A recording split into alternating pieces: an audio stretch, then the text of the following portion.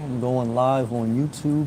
It is September 10th, 2018. Like I do every day, I try to go live on YouTube. I welcome you guys to leave a comment. We can talk about anything you want. You just type it in, you hit send, and I appreciate that. And today's topic, each day what I do is try to pick a topic, something I'm reflecting on in life. And today, the topic of the live feed will be a conversation with a nurse. And the reason I'm titling it that is because today in Starbucks I had a conversation with a nurse and we talked about a few things regarding healthcare and the healthcare system. And it was, a lot of things I already knew, but it was some things that I think are good to be mindful of that I want to share. And I think they'll help you along your journey because I think no matter what you want to do in life, your health and your well-being is number one. Because your health and your well-being is ultimately the driver, the foundation, your ability to do anything you want, whether it's to live simple, live complicated, be the president, or just be someone who works seasonal. It doesn't matter. You need your health and your well-being, and no one's going to care about that more than you. DT, professional window cleaner, you're the first one on the live check. Thank you. Sam, my man, what's up? Hope all is well. Stay blessed. I hope you're blessed too. Thank you. Yeah, all is well overall. Every day, I try to just remember to be thankful. I try to remember, first thing I gotta do every day is take care of myself, get myself in a good space. And, like everyone, I have things during the course of the day that I have to do that I may not want to do, whether it be with work or whether it be with going to the gym or laundry or things like that. But, in life, you have to do sometimes what you don't want to do, but I'm very thankful and I'm very blessed. I hope you're doing good too. Melissa, hello Nomad, hello to you Melissa, how are you doing today? Hope you're doing good. Well, today, when I was in Starbucks working, there was a nurse that came in, or she was already actually in Starbucks, and she was in her scrubs, like her nurse outfit, like her blue uniform that nurses wear, and I guess she had just gotten off work or she was on her lunch break or something. And she was typing and then using her phone, and then somebody had came in Starbucks that she knew, a middle-aged man, and she goes, "Oh, how you doing, John?" Let's just say his name is John, and he goes, "Yeah, I'm all right, I'm pretty good." And then she was like really upset, and she was like she was frustrated. That's the best word to use. She was basically describing to the friend that walked in Starbucks that she had just got off work, and she was taking care of somebody who had a stroke, and there were several doctors that really weren't showing the adequate care and attention to the person who had just suffered a stroke. There was a neurologist and there was a couple other, and she was basically saying they're just treating this patient like a number. She goes, the nurses spend more time with the patients than the doctors, and the doctors have so many people on their list that they're really just kind of like going through their checklist. They stop in for 5-10 minutes, and the patient's trying to explain what's wrong. The nurse is trying to say, look, we think this is wrong. And many of the doctors just say, well, run the test and then come back to me when you have it, or this and this and that. And she said she's just very frustrated with the system, and everyone is a number. Everything is revenue. Everything, just like people who are YouTube creators, everything is about views. When you're a doctor, everything is about visits. There's a reason when you go to a doctor's office, they're overbooked, even though you make the reservation, even though you make the appointment months in advance sometimes. It's overbooked because the doctors want to squeeze as many people into their day log as possible. It's business. In a capitalist society for-profit medicine, it's business. Now, I don't want to get too negative because I know it sounds like that, because I want to say that there are a lot of good doctors, a lot of good health care, especially in our country, and this is not a blanket statement. But this is a statement to show that even people inside the medical field, and I've heard this many times from many different people, is that the system itself is really set up as a profit money-making machine. And there's a few good doctors, and that's what she basically said, look, it's all a crapshoot of the doctor you get in the right time. And I'm in a wealthy area, and this is good medicine. I mean, this isn't like, this wealthy area, usually a wealthy area, the high property tax is all going to pay for a good healthcare system. It's all, and what I'm sharing with you is you really have to learn that you are your best physician. Self-care equals health care. The other guy who was there, who was middle-aged, he was sharing that he was on all these different prescription pills, and his doctor just kept giving him tests and prescribing him more pills. And then he had recently lost like 50 pounds, and as he lost 50 pounds, he said he took himself off certain medication, and the doctor was like surprised, and he had really gotten in better shape. And he said, so much of it is just taking care of yourself. And some people can't take care of themselves. And obviously, if you have a stroke or if you break your leg, how much self-care can you do? But definitely just be mindful that, on your journey, your health gives you the ability to do everything. And without that, it's tough. And learning each day to make it a priority to take care of yourself and to not get caught in the system, because that's what it is. It's a healthcare system, okay? It's going to serve you well, and it'll at least help you a little bit be in a better place than many other people. Let's see who's on the live check-in. Ice have you ever had to change your quilts and bedding equipment because of getting dirty, or is it still all good? No, I changed my bedding padding to the yoga camping mat and to the mattress topper once, just to get the right feel. But every 2 months, just about every 2 months, I wash my blankets, and that's adequate, and that works for me. So that's all I've done. I made a video today. I'll probably upload it. I didn't get a chance because I had to work a little bit late. But the simple life, there's no purchase required. Very little is needed to be purchased to downsize your life and to live simple. It's more about throwing things out than it is purchasing things. But many times our brains are wired that we need to acquire to make ourselves feel good in order to achieve our objective. But really what we have to do is feel pain to throw out what we don't want to, and that's how we gain the simple life. That's your biggest battle, trying to get to that journey. Daddy Geek, hey from the road. Well, drive safe, Daddy Geek. I hope you're doing well. Love and respect to Arkansas, and you made it through another day. Like I always say, my best career advice I can give anyone is show up. That's it. That's it. Show up. I think that'll get you far in life. Free to be. Sam, my man, what's going on?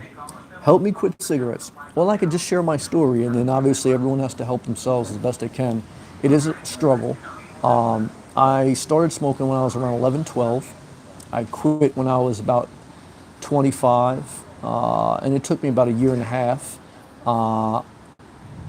Like everything else, I wanted to quit. You have to want it. And then you have to be determined, and then you're going to quit, and then you're going to throw cigarettes away, and then you're going to be digging back in the garbage to pick them back up.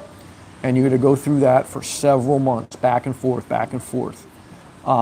It's just the raw determination, the will, the grace of God, and the separation of some things, separating yourself maybe from some bars, separating yourself from some friends, and realizing that it takes 3 to 4 weeks to form new habits. And it takes 3 to 4 days to break habits. After 3 to 4 days, for just about everything, your body is completely detoxed, meaning your body no longer has a physical addiction to the drug, whether it's nicotine or whatever. After 3 or 4 days, it's all mental. So it's good to know that, because you're going to feel like it isn't mental. The mind is a powerful thing. Never forget that. And one bad thought can totally destroy your health. It's amazing. Even me, like, I'm so conscious of it. I mean, now I eat well, I'm pretty active. I would say the biggest thing that threatens my health at times is bad thoughts. Oh yeah.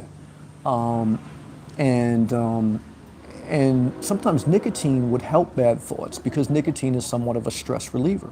And so stress is too much pressure on the mind, too many thoughts trying to overwhelm you. And so, smoking a cigarette will kind of like calm your spirit, calm your mind. But it'll kill your lungs, destroy your capacity to breathe well. But that's pretty much what I would share. I mean, that's been my experience. And good luck. I don't know how hard that could be. Dolores, hey Dolores, how are you? Love and respect to Dolores and New Hampshire. Hi all, watching on Roku. I'm on a big screen TV somewhere in New Hampshire or some type of TV, and make sure you get my right angle and you filter me out. So if you have any guests that come in and say, who's that guy on the TV? But that's okay if they don't. Connor, hey bro, hello, love and respect to England. Good to see you. Ice Teasers, watching on the iPod. Really? Well, that's good. I would love to everyone leave a comment. What are you watching on? Are watching on a phone, laptop, or iPod? That's interesting. I didn't. That's interesting. DTN, professional window cleaner. Corrupt system, pure greed. I mean, the older I get in life, you're really going to realize that everything really comes down to money. A lot of times, like you're told in life that wars are started because of religion or this or that, but really everything comes down to money.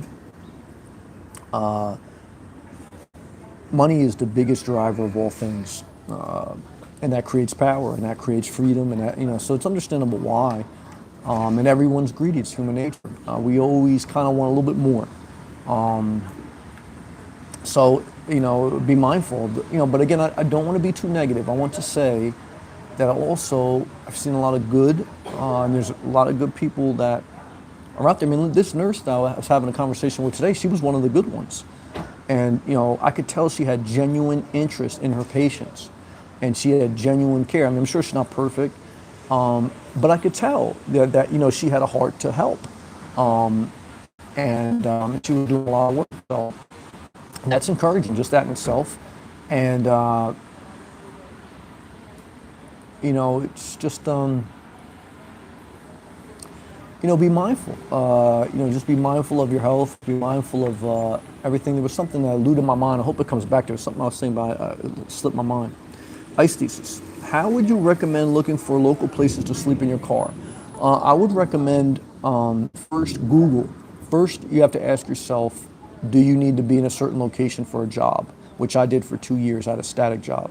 So what you need to research online is within a 60-mile radius, you need to know where are the truck stops, where are the rest stops, where are the Walmarts you can park, and where are the campgrounds.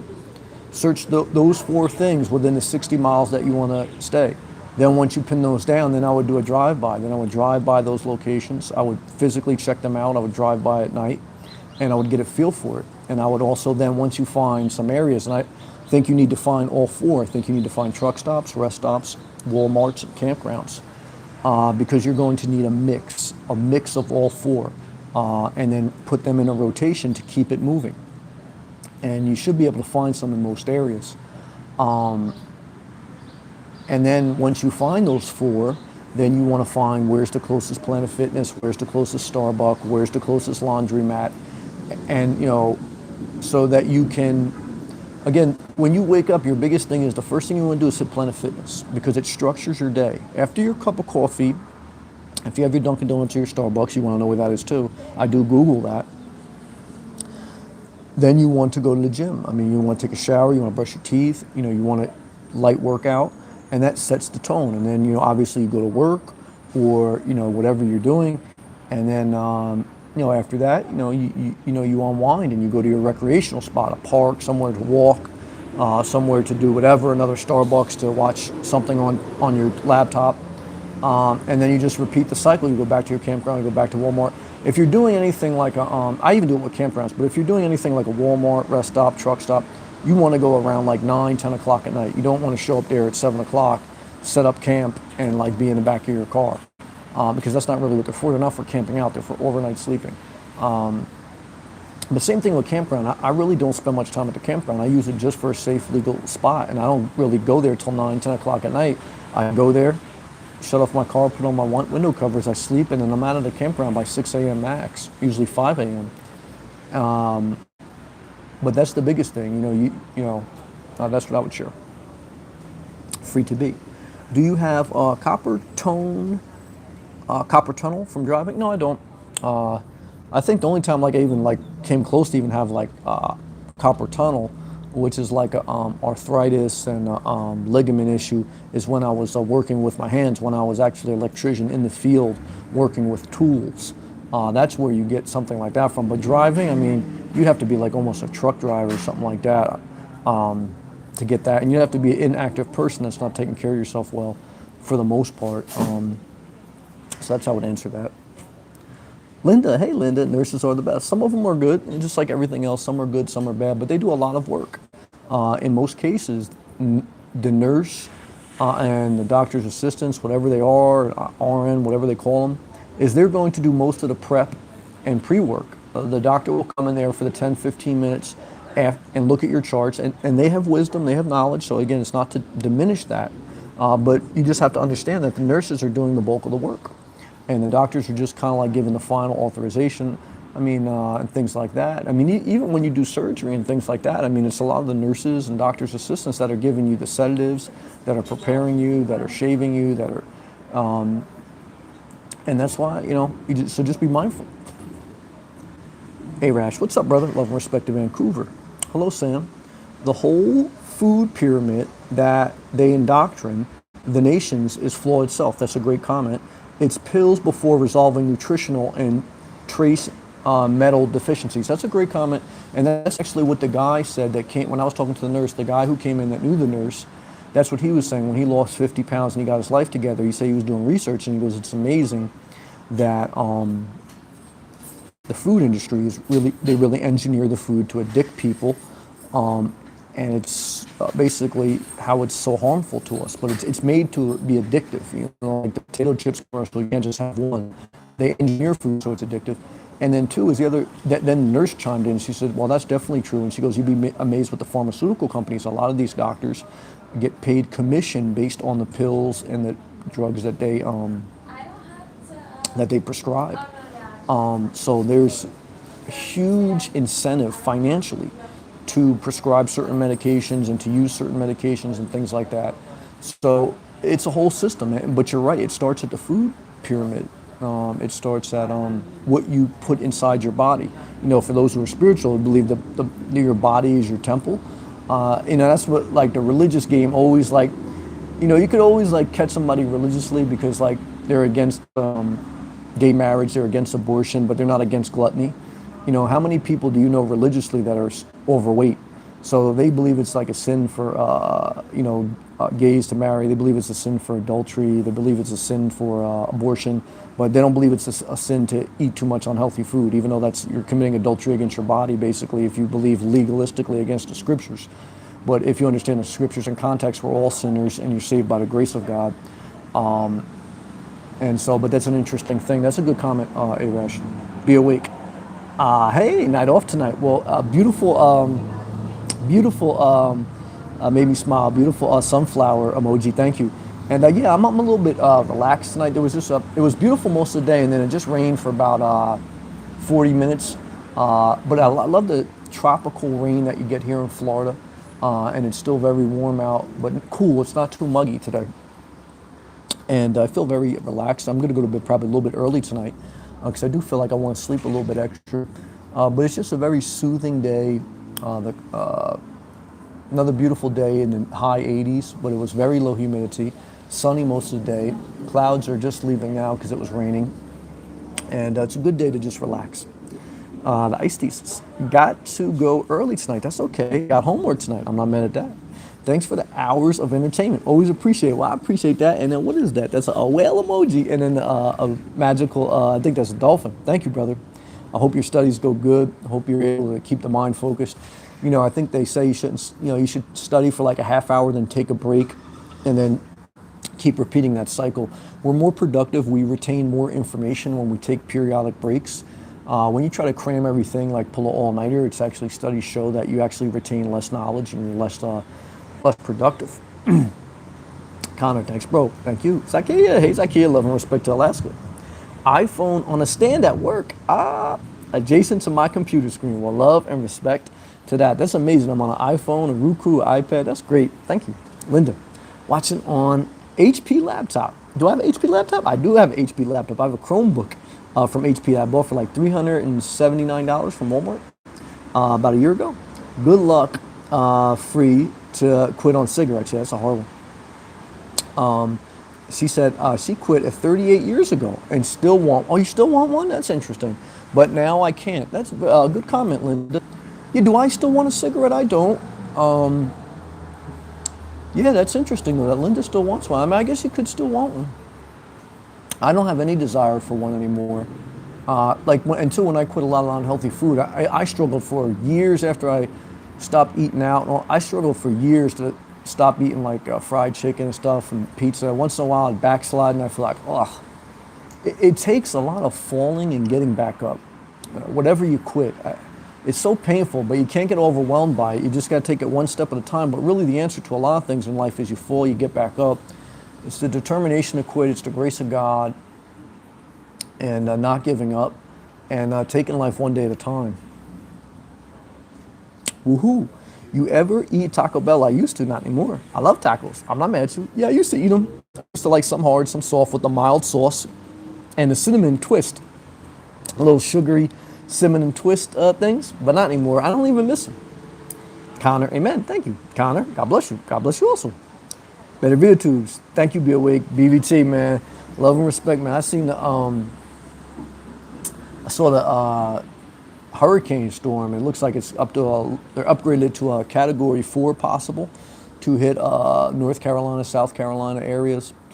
And so definitely praying for you guys. Are you close to the coast, brother? Are you going to do any evacuation? They said maybe one of the worst storms. I mean, you don't know until it comes. BBT says, thank you, Connor. Be awake. God is in control. Yeah. I mean, obviously, we try to exercise as much self-control as possible. It's not easy. And we try to, we try to do our part. But, like I said in life, I mean, as I get mature, even though once in a while I get fired up, I mean, I have less energy to be rigid. I used to be a little bit like, you guys got to get your stuff together. And, I go visit my mom and she'd be eating unhealthy. And I was like, no, you got to stop eating that. You got to stop doing this. But what I've learned in life is, look, it's just everyone struggles with something different. If something's unhealthy for me, like I can't be around somebody or something because they do things that are either too tempting for me or too overwhelming, I just separate myself from them. But if I still vibe with somebody and they do something that I don't do anymore, I don't agree with, it really doesn't bother me. Like I'm way past the point. I think it takes maturity time. I'm way past the point like where I'll sit with someone and like pick them apart and tell them, you should do this and you should do that. I mean, I share on platforms like this, but for the most part, I just let people be. Sometimes I make videos, I vent about different shit I see in life.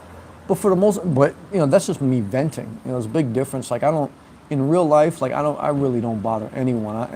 I'm very much to myself. And even when I'm with people, it's never, like I never sit across the table from somebody and say, you shouldn't be drinking this, or you shouldn't be eating that, or you shouldn't, because, it's just, it's a waste of energy. I just try to focus what I can do on me. And I just realized that, look, everyone struggles with different things. Let's see what we got here. Connor, thank you. And is there lizards and stuff in Florida? Yes, I'm going to talk about that. Aren't they called green annals or something like that? I'm not sure, but I'm not sure. Yeah, there's a lot of wildlife. I actually saw a snake today, and there's lizards everywhere, like little geckos, and then I don't know what other ones you call them. There's a couple different types. But you'll see the lizards scurrying across the sidewalk as you walk. It's no big deal for me. I mean, you get used to it. They don't bother you. They run away from you. Obviously, the snakes you always want to be mindful of when you're walking on the grass. But I haven't seen an issue with that. But there are a bunch of like little lizards, and they're all over the place. But as soon as you walk, you can see down the sidewalk. They just like part like the Red Sea. But they're so small, and they jump, and they're, But they have squirrels here too, and raccoons, and all those different things. But, again, it's just wildlife. I mean, you're in a tropical forest in an all-year warm climate with rain. So the rain also gives life to organisms, right? So that's the difference between like a desert and a tropical place. The desert is, you certainly still have different wildlife, but not as much because you don't have rain, you don't have water. What do living things need to survive? They need sunlight, they need water, and that'll pretty much keep the ecosystem going. So wherever you don't have sunlight or water, there's not going to be an abundance of reproducing. But Florida has those two things. I mean, it has sunlight, it has water. It has a rainy season. It just rained, it passes, and that's why it's a climate where there's so much wildlife, because you have those two key factors. BBT. It's okay. Oh, he says at BBT, it's okay. Awake. Connor says, God bless you, awake. Connor, God bless. BBT. Amen. We are accepting evacuees in our country. 125 miles from the coast, but the wide bands can get you high winds, debris. Yeah. Yeah, I mean, I'm sure yeah, I don't know. I mean, yeah, I don't know. I don't know. I was trying to think about something, but Dolores, I broke down and ate meat yesterday. That's okay. I've done that before, and especially in the beginning of my journey. And it just doesn't taste as good as it used to. Well, that's part of all breaking an addiction. You know, it's like everything in life, even like breaking an unhealthy relationship addiction, right? You step away from somebody, you stop texting them, then all of a sudden you miss them after a couple months, you text them back, but then you get back with them and you realize like this isn't for me anymore. You know, I remember there was an episode of Seinfeld that always says the first breakup never sticks. You got to break up at least 2 times before, you know, the breakup sticks, because you realize you're not missing anything. You go eat meat again and you get sick, you know. You go to do this again and you don't like it. So sometimes you just have to get to the point where you realize you're not missing anything, because sometimes the mind is so powerful, it says, look, you can't live without this. You know, there was a point in my mind that I said, I don't want to live without cigarettes. I don't want to live without having a beer. I don't want to live without fried chicken. I was like, what's life worth living if you can't do those things? But for me, after painful back and forth and finally breaking those addictions, I mean, I found joy in other things, and I don't miss any of them anymore. So, but it's a long road. You got to remember to take it one day at a time. Be awake. Amen, Connor. BVT. Sometimes the outer edge wreaks havoc, but I am confident in God. I'm not mad at that. Just make sure you evacuate if need be. BBT, brother in Hilton Head, and he is packing up. Good job. 200 feet from the Atlantic Ocean. Good job, BBT. Be awake. Yep, my car is in the shop. As soon as I'm saving for another, it's all good. Yeah, I mean, definitely a reliable vehicle. I mean, especially if you're going to full time. If you're going to full time, your vehicle is your everything. I mean, it's, you know, and it needs to be consistent. That, you know, that's why I recommend, like, look, if you are going to live this life, you throw everything out. And if you have some type of income, you should be able to afford a new car. You know, just with payments. It's your only payment for the most part. You still have a cell phone bill and other things, but you know, you don't want to have issues with a car. So that's overall on general terms. That's my advice, but certainly not telling everyone they should do that. But that's kind of like in my mind. Like I said, look, if you eliminate everything and you're going to full time, you might as well know at least you have something pretty reliable. But that's my opinion. Connor, are they green? Yeah, they're green. Some are light green, some are dark green. Yep. Connor says, in God, that a geek. Woo, finally home. BBT, I'm keeping you in my prayers. Glad you're home safe. Now you could take off all those uncomfortable clothes and put on some nice loose fitting clothes and hopefully go commando, because life is better when you're going commando. BBT, thank you. You're in the face. Tom Hanks, love your Seinfeld references. Always on point. Good job. Favorite episode. My favorite episode of Seinfeld. You know, the first clip that comes to mind, you know, Seinfeld was saying like there was only like 10% of the population that was dateable, and then like Elaine said to him, well, how people reproducing? He goes, well, alcohol. You know, people getting drunk. That's how they still date. I don't know if I have a favorite one. That clip just came to mind. But I don't have a favorite one. Not enough one that sticks out in my mind. But I really did enjoy that show. It was a very funny show. I liked it. Connor, at BVT. What happened? I'll pray for you. BVT is in South Carolina. And also Alexis is in one of my viewers in North Carolina. So they have a hurricane watch next couple days. And then he says, waiting on a hurricane. It's looming. BVT. Should hit Friday a.m. Oh, is that late? I thought it was going to hit on Wednesday. Friday, they said? Dolores, the worst part about pack sliding is it wreaks havoc on my system. Spending too much time in the bathroom. Oh, yeah, backsliding, yeah, with the meat and the foods. Yeah, you know, the one viewer that comes in here, AJ, my guy from Miami Beach that lives full-time out of his Prius, that's what he was saying. Once in a while, he likes to eat Mexican food, but other than that, he's a pescatarian, meaning that he just eats mainly plant-based with like, you know, some fish. And he says once in a while, like when I guess he celebrates or he has a good week, he goes to a Mexican food spot. And one time, a couple of weeks ago, he got real sick because when you put that food in your body rejects it. because it's so hard to digest. You know, when you have the runs or when you get sick or when food, your whole body is basically based on your digestive system as far as processing food. And when you eat meats, and especially pork, it takes a long time for your body to process it and break it down and then to create the waste so it gets out of your body. Because that's what happens with food. You swallow it, you drink it, whatever, and it goes through your body, goes through your livers like a filter, and then it breaks down with all the acids like in your intestines and stuff. It breaks down the food, and then you crap it out and you pee it out if it's a liquid. But like if it's pork or if it's something like that, the acids take a long time to break that food down and for it to get taken out of your body through you taking a dump. And so, and the longer food stays in your body, the more it can back up in your intestines and things like that. And that's why I say meat eaters are more likely to have colon cancer and things like that. Because that meat and all the particles can back up into your intestines and it cannot fully flush out. Fruits and vegetables and salads, all that stuff like pretty much flushes right out of your system. It's very degradable. It's easy to break down and it flushes right through. And that's good. That's what you want. You want to eat things that's easy for your body to break down that flushes right out because that's how your system's supposed to work.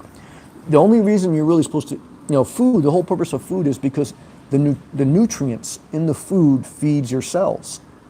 And so when you put food in your body is like a machine. It kind of is like sucking out the nutrients, if any, from the food. It's using it to feed your cells, and the rest of it is throwing out through you taking a crap or through you taking a piss. So, like salads, fruits, vegetables, it's like very easy for your system to detect, all right, these are the nutrients, let's suck them in. This is like the rest of it, like pretty much fruit and vegetables and all that stuff. The rest of the stuff is just like pure water, and you just crap it out.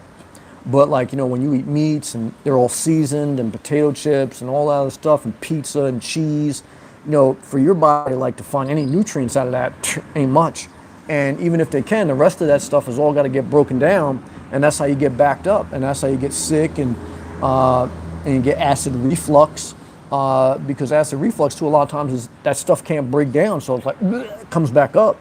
That's like you eat Taco Bell or something, and next thing you know, like you're doing a burp, and like you almost threw up half a burrito. Why? Because your body can't break that down, so it's coming up the other way to get out of your body. So this is, you got to be very mindful of this stuff. BVT. Thanks, Connor. Connor at BVT. It's okay. I'll pray for you. Tom Hanks. I love the Seinfeld where they make the bet to see who can go the longest without pleasuring themselves. That was a good one. That's actually a good point, Tom Hanks. Yeah, that was a good episode. That was a funny one. Yeah. Who ended up winning that bet? Let me think about that. They made a bet between George, Jerry, Kramer, and even Elaine got in on it. Who could resist? Masturbating for a while. That was my favorite because then George became very smart because George realized like without having sex he had more brain capacity to study and different things like that, and he became like this rocket scientist. That's true too. And actually Elaine became dumb because that was her power over men. When she didn't use it, like she got dumb. So, but George then eventually he caved because there was like some cleaning lady at his job. I don't know what she was. Some cleaning lady at his job. And he ran the mathematical calculation. He said, when else am I going to have like an opportunity to do this with her? So he said it was like worth the risk.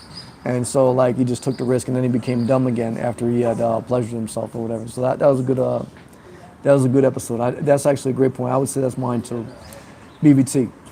Also on that note, before I go to the next comment, makes me think of the movie 40 Days and 40 Nights or 40 Nights. When the college kid was like, see if you can go 40 nights without pleasuring himself or something like that. That was a good movie. BVT says he liked the Soup Nazi episode and anything Newman was involved in on Seinfeld. Yeah, Newman was funny. The Soup Nazi one, I didn't like it. I don't know. I thought that was like, that guy was like annoying. But I understand what you're saying. Connor, inspirational nomad. He says, the lizards I have are green and can turn dark green to brown. Okay, they're like camouflage. I'm not sure if we're talking about the same lizards. I'm not sure either. Haha, there's a lot of different types. Maybe after this stream you can search green, almost looks like a-hole, but I'll search it, Connor, and see if they're the same lizards. I'll check them out. Thank you. Data Geek, gotta run all. Love and respect to everyone. Be safe during these hurricane days. Thank you, Data Geek, for coming in. I hope you have a peaceful night. You unwind, and you get to recharge your mind. And then BBT also says, bye to you, Data Geek. Fire, Freebie says, do you eat beans? Yes, Goya beans. Usually low sodium, but usually red Goya beans. Yep, BBT. We have a Carolina anal, something like that it says. No, I'm not saying that right. That's green and puffs up and does push-ups, a lizard. Connor, I'm a pescatarian now. I eat veggie, fruit, corn, baked meat, and fish. I've been a vegetarian for a couple years now. Good job, Connor, at BBT. I have a couple. Mine have babies and stuff that are really cool. Haha. Tom, I can't remember who won that one, but I know Kramer lost fast. Yeah, that's right. Yeah, I think Kramer was the first one out. Yeah, that's true. I think that's true. Yeah. Be Awake. Natural Hygiene by Herbert Shelton. Best book I ever read on natural health. And his smiley face with a wave. Changed my life 10 years ago. I'll have to check that out. Natural Hygiene by Herbert Shelton. L12FL. Space Coast in the house. Sorry, got here late. That's okay. Just do your thing. It's just a relaxing day. Hopefully the rain just passed you too. Hey, Sam and everyone on the chat. Had a venti Starbucks pike. Good job. In your honor this morning. Thank you. Instead of the usual Samrata. Yeah, the Samrata. Yeah, that's a little bit more, got a little more spice to it, a little more boldness. Good job. Tom Hanks. Have you ever gone on the purge without pleasuring oneself? I think I did try that when I was younger. I wanted to see like if I could, and I was like trying to think, is it wrong to like do, pleasure yourself? When I was in that mode, whether it was a religious mode or whatever it was. I don't know what I did, a couple of weeks, 3 weeks, something like that. But it's a disaster. You're all backed up. It's not healthy, and you're on edge, and then you're going to end up dating people you don't want to date. It's just a disaster. Then you're making more decisions based on hormones than ever, and those are unwise decisions. Like that was like that episode or that movie. What was that movie when Ben Stiller was dating that girl? What About Mary or something like that? And his friend was telling him like, look, you should masturbate before you go on a date. And he was like, why? He said, because you're all backed up. He goes, that way, you're level-headed. You're not making emotional, horny decisions. And I think that's true. I think that's how you should operate. I think you should do it once a day or at least once every other day. Why? Because I think when you're controlled by lust, you're going to make poor decisions. I really do. I know plenty of people that are in relationships just purely for the lust. And it ends in a disaster. But this is just my opinion. People should do whatever they want. It's all the net same, though. Like somebody left me a comment the other day and said, look, it's not the same to masturbate. I have to be with a woman or I have to be with a guy or whatever they have to be with. But I said, at the end of the day, though, it's fine, but it's all the net same. Your body physically does the same thing. It's just a mental thing. It's all mental. Life, a huge part of life is mental. Whether it's addicted to cigarettes, addicted to sex, or, the power of the mind. Never underestimate that, guys. It's a very powerful thing. BVT. Hey, Sam, no soup for you. Yeah, I would be the guy to get no soup. I wouldn't deal with that guy. Crazy. Soup too, man. A lot of people think soup is healthy. I used to think that. I used to watch the Chunky. That's how powerful advertising is. Chunky's and Campbell soup used to advertise like they were healthy. There's so much sodium in that stuff. Sodium makes your body retain water and heightens your blood pressure. Sodium is a measure basically of salt, and salt makes your blood pressure go up and it makes you retain water. And that's why soup is horrible. And a lot of times people cook soup with lard, with meat fats or meat juices. And that's why it's greasy. I'm never eating greasy soup again a day in my life. I used to like my mom's chicken noodle soup a little bit, but too much make you want to regurgitate. Connor says, it's okay. Thank you, though, too. Thank you, Connor. L12FO. Something about Mary. Good job, L12FO. Good job. That was a funny one. And the hair gel, yeah, that's when he jerked off, yeah, and he shot a load in his hair. That's true. I know that's nasty, but that's true. That was the funny part. That was a classic. Good job, L12FO. That Starbucks made you smart. L12FO is good. She leaves good comments. Yeah, I'm thankful, guys. You guys are just a little bit too now keeping me company because I couldn't really go for a long evening walk because it was raining. Now it stopped raining. There's a little drizzle. And I'm just, I'm tired today a little bit. I don't know if it's Monday, back to the work grind and all that. And I'm blessed with my job and everything. But, you're still putting the same amount of hours. But I love working remotely. I'm so blessed for that. I'm so thankful.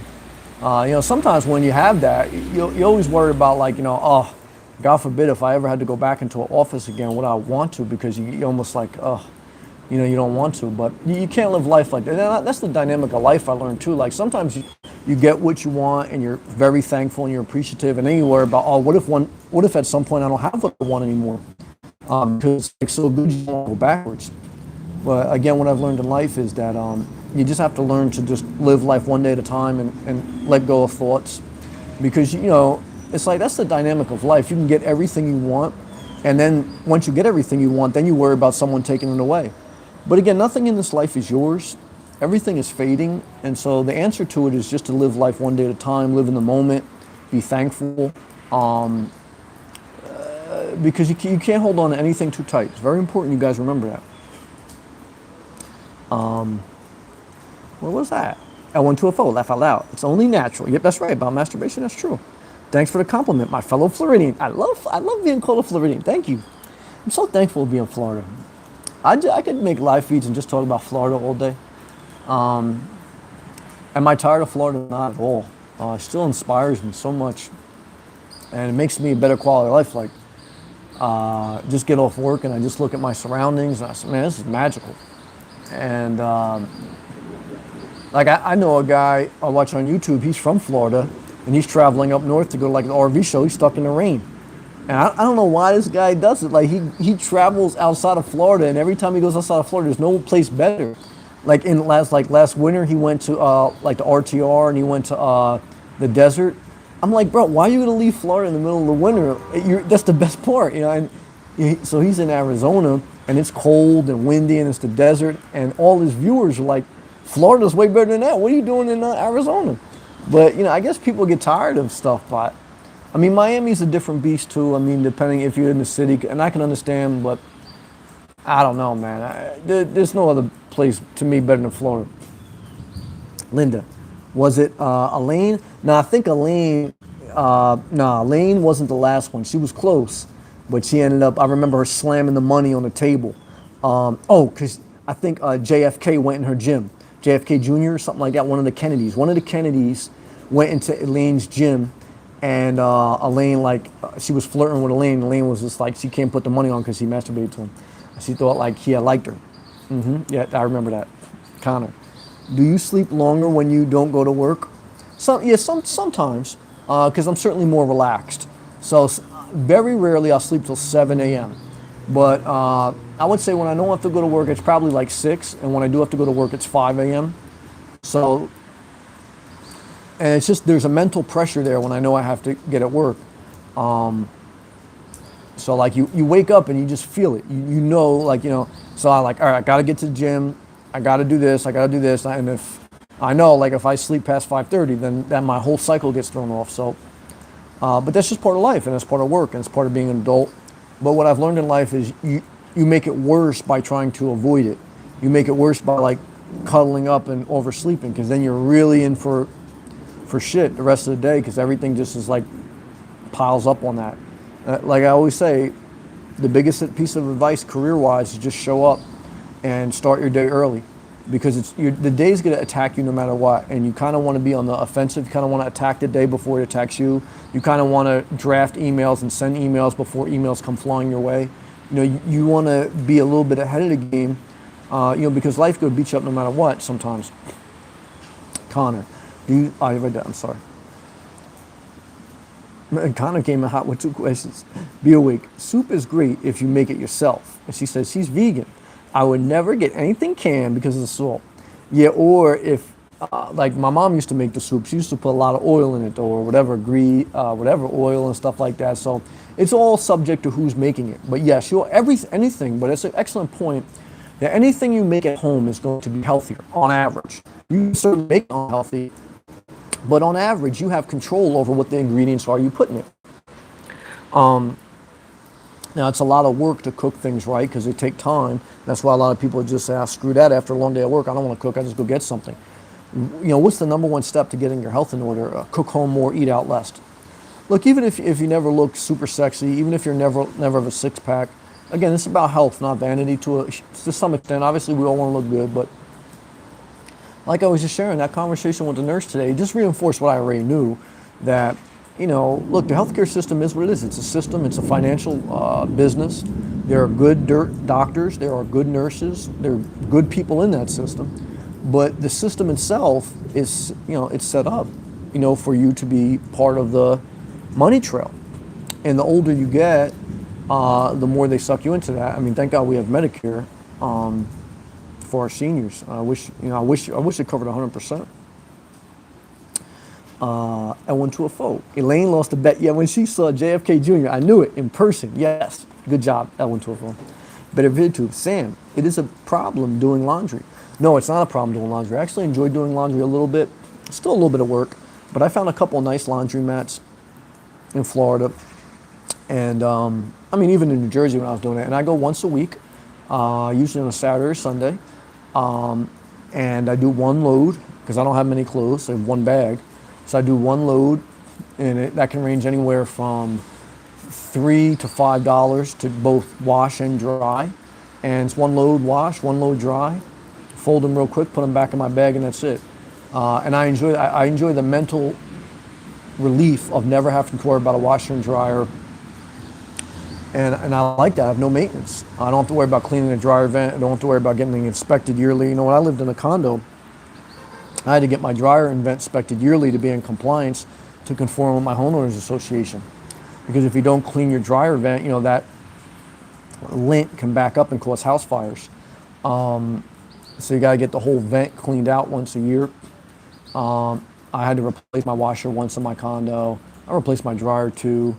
I just love the no maintenance. That's part of this lifestyle that even if I ever did get something, it's going to be a lot with an RV on it, and I'm always going to go to the laundromat. But it's weird. There was one point in my life where I wouldn't even consider something that didn't have a washer and dryer inside of it. But I think a big part of that, again, was me shedding the clothes and shedding the stuff. Because I really, again, one load, what do you really need a washer and dryer for if you're only doing one load a week? Tom Hanks, George's parents are a favorite of mine. I would agree with that. Yeah, George's parents are very funny. I would definitely agree with that. Especially the dad. Speaking of Ben Stiller, that's his dad in real life. Is that his dad in real life? Really? I didn't know that. But what do I like about, now you make me think of my favorite episode about Seinfeld, is that when George's father was talking about, what's that holiday? He made up his own holiday for Christmas. Airing, yes, the airing of the grievances, where he would air out why he didn't like people. That was my favorite episode. And he aired out like why he didn't like people, and like that was supposed to be like the celebration. Oh man, that made me laugh. It's good to laugh. Free to be. Feeling guilty about loved ones. Well, it's understandable. I think guilt is a powerful emotion. Again, I think your mind is very powerful. I think guilt can really hurt us. You gotta learn to let go. You're certainly gonna fail in life where you let down loved ones, where you let down your pets. You're gonna let down everyone in this world. It's tough. You gotta let go. You gotta move forward. You gotta take life one day at a time. You gotta exercise grace to yourself. You're saved by grace. And that's not really religious, but it's faith. For me. And it's okay, man. And sisters and everyone. I mean, we just gotta go forward. That's all we can do. Connor, I honestly think God brought me to this channel. Well, I appreciate that. Thank you. And to you, I appreciate you being diligent to come back. Thank you. I remember one of the first videos I watched, and was your nighttime routine. Oh, okay. Thank you. I appreciate that. And sometimes I look at my videos, and sometimes I can't watch my videos. I say, oh, I was out. Well, not I was out there, but I just can't listen to myself sometimes. Sometimes I can. And sometimes I make videos, and I say, should I upload, should I not? So it's amazing, though. Like I said, I got about 1,000 videos now, a little over a year. It's an interesting thing having a channel, putting yourself out there. I enjoy it, though, overall. I mean, overall, I do enjoy it. I would have to say that. There's certainly times, where you're tempted to say, oh, it's just not worth it. And sometimes I wonder, should I read every comment? Because I read every comment and I try to respond to every comment. If not respond, I try to like or heart it if I really appreciate it. But sometimes maybe that's a negative, because sometimes I think then you got to deal with everyone. And then there's a lot of people I blocked. And I would say, well, if I most people have channels, even people that don't have too big of channels, they just don't read every comment. They'll read a couple of them, and so I don't know if I should do that, but I like doing it, and I like forming. You know, to me, that's a genuine connection. I really try to. I read every one. I mean, not just breeze through it. So, but that can cause you mental harm because you're reading other people's thoughts, and some of them aren't so good. So it's like you gotta be careful. You know, what you let in your system. Linda. My favorite, see that lightning behind me? Magical. I love Florida. My favorite Seinfeld was the Sex Sponge episode with Elaine. Yeah, I remember she was stocking up on him. Elaine loaded up on him, yep. And then interviewed men before she would have sex with them not to waste them. Yeah, I remember that. The sponge, yeah, I do remember that. That's funny. And then remember Jerry's girlfriend, she had a, come to find out, like he was disappointed in his girlfriend because his girlfriend was like very nice and very charitable. And then after like seeing how nice his girlfriend was, Jerry was like, I can't have sex with her, because you really don't want to have sex with the nice person, because the person who's nice, like you're not like degrading them, or you're not like you kind of almost have, you know, she was like, you kind of almost, Jerry was saying that you almost want to have sex with somebody you despise, because it's like, you know, a wild thing. And it's like sometimes, like if you look up to somebody too much and they're too nice, like you're in a friendship zone, and that's what he's saying about this girl. But then when he found out that she had all these extra sponges in his house, like, oh, she is nasty. I'm like, treat, you know.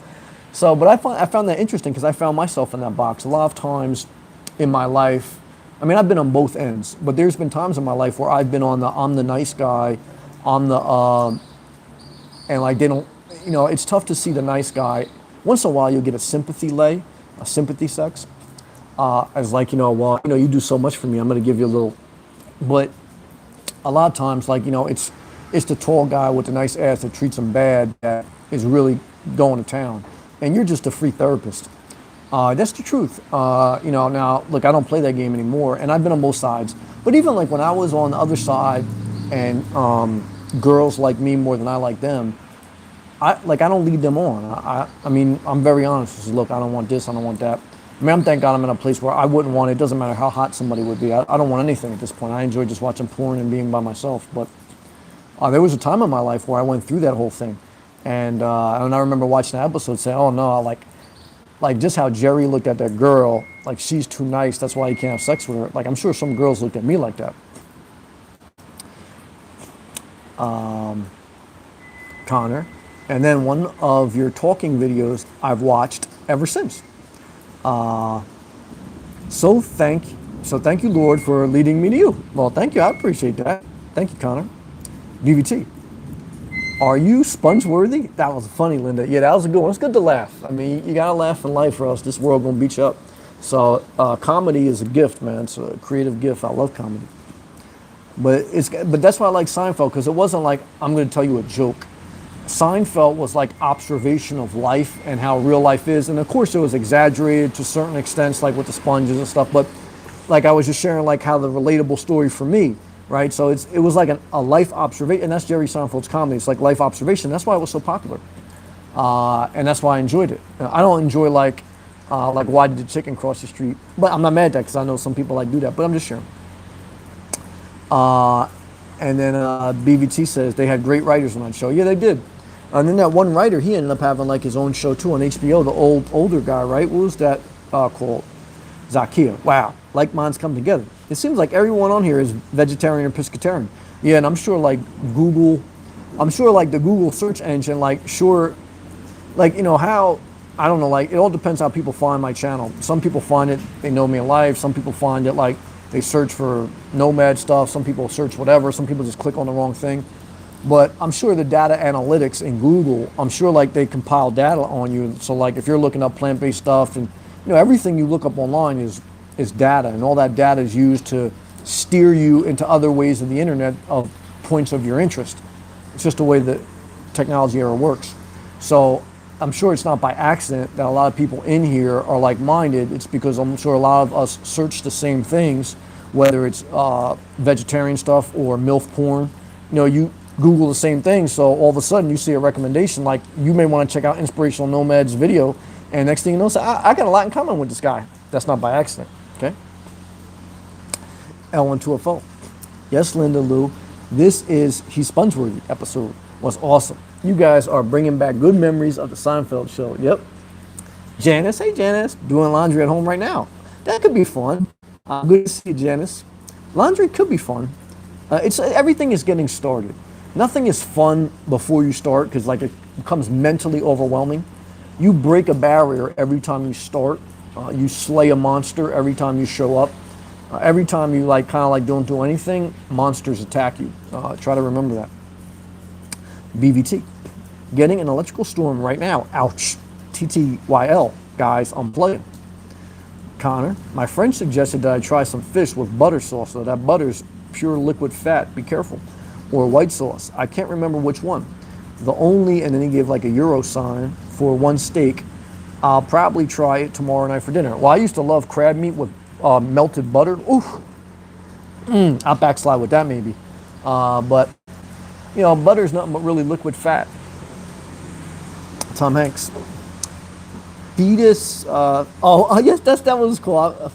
Festivus for the rest of us. Yes, that was my favorite Seinfeld episode. The airing of the grievances. Yes, I love that episode. Yes, it was Festivus. I love that. Connor, this is a part 2 answer, by the way. I'm waiting until marriage before I have sex. Phew, you could be backed up, brother. I have 2 girls ask me to do it with them, but I'm waiting. I've done foreplay, but I don't want sex. I'm not mad at you. You gotta do what you gotta do. Luke, well, I don't know if that's a good thing. I think whatever you want to do is the right thing, period, for your life. But I would like everyone that's in this live feed to comment, do you think it's a good or bad thing to wait till marriage to have sex? I really want to know everyone's opinion on that, because I, in one sense, I respect it, and I want you to do whatever you want, but I worry about that, right? Because what if like you wait and the sex is bad?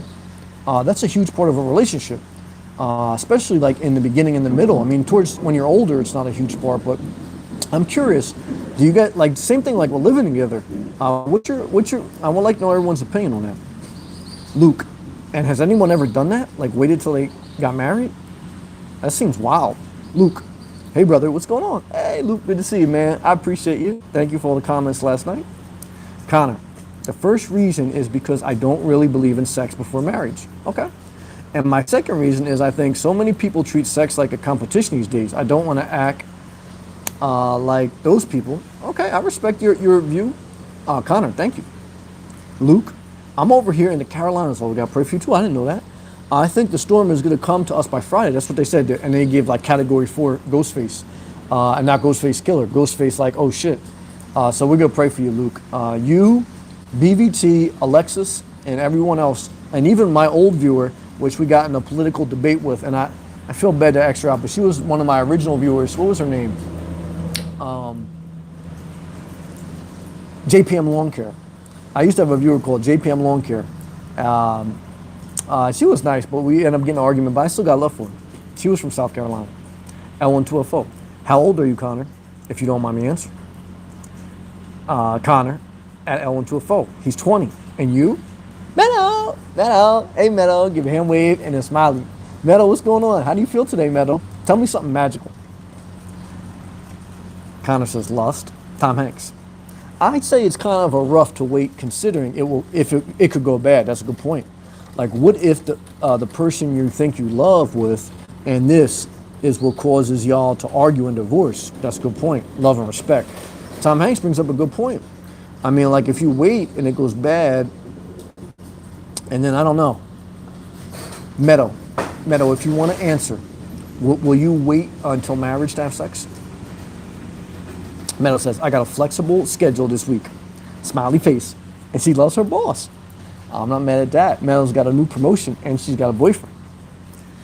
Blanton, True Tom, just make sure that pull-out game is on point. Well, yeah, I mean, I recommend don't even do that. I mean, I recommend getting a vasectomy or definitely wearing protection, because having a kid is one of the hardest things, man. I remember, like, I used to work with a guy. I don't know what he had, 4 kids or something like that, and he was going through tough times financially and everything else. And I know he had said on several occasions he loved his kids, but he wished he didn't have so many. You gotta be careful. Zakia, a lot of people wait, but the media doesn't want to promote that. No, but you're in Alaska. There's not too many. Let's see. I don't want to be disrespectful. raised Catholic. It was normal in my circle. My husband was an evangelist. It was normal in his circle. Did you guys waited? Zakia, you waited? That's very interesting. Well, Alaska's a little different though. Because Alaska, I mean, I don't know. But I shouldn't say that. I shouldn't be judgmental. It's interesting. I should respect. You're right. Thank you for sharing, Zakia. Love and respect. L12FO. I apologize for you. L12FO. Older than that, I'm a mom. We're not mad at you, LF210. Actually, a MILF, yes, as Sam would say. Laugh out loud. I ask respectfully because I feel that you may change your mind as you mature. Well, I agree with that. Well, now, is my mindset, my decision making the same at 38 versus 20? Not totally different. I mean, there's some core things that are still there, but you're definitely, 18 years is a long time. So how you think at 18, how you think at 20 is going to be totally different than how you think at 38. That's not like sometimes I look at like RV loans and like, yeah, it's only $300, $400 a month, but that's over 20 years. Not that that matters, but even 5 years is a long time. I think about, where I was 5 years ago. I was in a different, a little bit different mental state, physical state. But life does fly by. You look at it in its context, but definitely, that's why I say, and that's why there are statistics that show if you get married before the age of 27, you have a higher likelihood of getting a divorce because you really don't know yourself until when you're in your 30s. And so I would recommend waiting as long as possible based on whatever you want to do. Meadow says, yes, for me, she's going to wait too. I prefer waiting because I believe sex masks relationships problems, if there's any. I respect the preferences of others, though. Peace. That's good. But the only question I have, what if you wait and what if it's not good? But I guess you don't care. I guess if you wait and you really love somebody, that has nothing to do with the relationship. So I guess I answer my own question. But I respect it. It's actually a positive, I think. I think people are more attracted because, it's rare. I'm definitely, for a woman, I think it would be a positive. For a man, too, I don't know. I don't know. I remember AC Green, the basketball player. I remember he was a virgin. I don't know. I guess it's individual. I don't want to be married, so to me, it's whatever. But it's interesting. Luke, got a question towards your nomad lifestyle. What is your age frame as far as in transitioning from vehicles you talked about last night? And when would you think ideal retirement age is for you? Well, thank you, brother. I always enjoy your fun questions. Well, last night Luke asked me my top 3 cars were, my top 3 vehicle selection if I had to get a new one. Right now, I love my Jeep Renegade, and I really don't want to change it. But I have almost 100,000 miles on it because the first year or so of my Nomad journey, I just traveled up and down the East Coast to find the areas I liked the most. And I went all the way up to Vermont, Maine area, all the way down to Miami and back and forth a few times. And so I knew Florida was for me. I just wanted to check everything out. And then I had to explore the entire state of Florida to see what I like best. So if and when this car would go, I would try to keep it at least for a few more years. But if it would go, and I see that the value, it wouldn't be worth it to put more money into it, then my top 3 choices for my next vehicle would be a Toyota Prius, a Ford Transit Connect, or a Ford Compass motorhome, Class C. What would be my time frame for that? So I would think, I'm 38 now, my car has got 100,000 miles. I would think within 5 years or so, about 5 years from now, maybe a Toyota Prius. And then go from there. But I really am saying that more I got to take it one day at a time, because I could jump right from, if this lasted a few years and I really wanted to, I could jump right to an RV. But again, I don't really want one, but I would like to try to seize the moment before my mom gets too old. I think I'm still better off renting from Cruise America if I'm going to do that for her, because she's not going to be on the road that long. Being on the road takes a lot out of you, mentally and physically, and you don't realize it. You can't be elderly like my mom is and travel on the road. You can't. She's got to be by her doctor. She has to go see them every 2 months for certain prescriptions, and so you don't realize that when you get to a certain age and when you're in a certain condition, the road is not somewhere you're going to be. Period. Your health dictates a lot of it. I know plenty of great people that they would live this lifestyle, but it's very tough physically, okay? And, but yeah, I still think Toyota Prius would be my next one. Then I would just have to take it one year at a time, because then the next vehicle I get, I would think would last even longer, because I'm not traveling like I did like I'm not going to put, I don't think I would put 100,000 miles on my next vehicle within 2 years. I would probably have the next vehicle for 7 years plus. But, you know, obviously it'll depend on how my everything goes with my job. Look, I would love to be able to retire tomorrow and live off some other type of income, but as long as I can see, I mean, I'm always going to need to work till I'm at least 62, at least until I can get some Social Security, because you just always need income. And that's one thing I learned in life, and believe me, I tried to figure out other ways. I mean, believe me, I would love if something else came up. I'm blessed with my job now, but obviously, look, if I didn't have to work, that'd be great. But I just can't see how that would be, even living very simple, you know, paying your own health insurance, paying for gas, paying for food. You know, you need at least, you know, a couple $1,000s a month at least. So you know, that doesn't just grow on trees, you know, for the government it does, they print money, but for the regular person, we don't, you know. So, I mean, 62 would at least, but I mean, right, basically now, though, I guess I'm living kind of like a retired lifestyle. I mean, I pretty much living where I want. So, and I'm working remotely. I'm very blessed. So I'm as close as you can get. The only negative is I got to spend 8 hours a day on the weekdays dedicated to work. So, you know, that's a huge part of the day. But I couldn't see how I can do it unless an investment, just I got fortunate off that and was able to live off that, or YouTube or something else came up. I would love to say tomorrow, but 62 would probably be what it is. But I'm hopeful, and I'll continue to be sensitive to different ways I can make money. But that's just my mindset. I know that's kind of just a ramble, but I'm just kind of like talking out my thoughts. So hopefully that helped you. Those are just my thoughts. I know I'm like a little mellow tonight. I'm just in a relaxed mode. So, you know, hopefully it's coming across okay for you guys. L12FO. 2 laughs. That's cool. I understand. I don't mind answering ha ha. I really want to get married too. Oh, Connor, you're young. Be careful, brother. And I like to say I've done foreplay and I do masturbate, so I don't really act or lust, to be honest. Well, we're not mad at you, Connor. Good job. Janice, I guess I missed last night. I will have to go back. Oh, that's okay. Only if you want. Thank you, Janice. Good to see you. L12FO. Sounds responsible and healthy, Connor. Cool. Thumbs up. Good job. Connor says, thank you. God bless L12FO. Linda, prayers for all in the Carolinas at Luke. That's right. Creepy Dickens. Hey, Creepy. How are you? Good to see you, Creepy. Let me take a drink for Creepy Dickens. Ice water.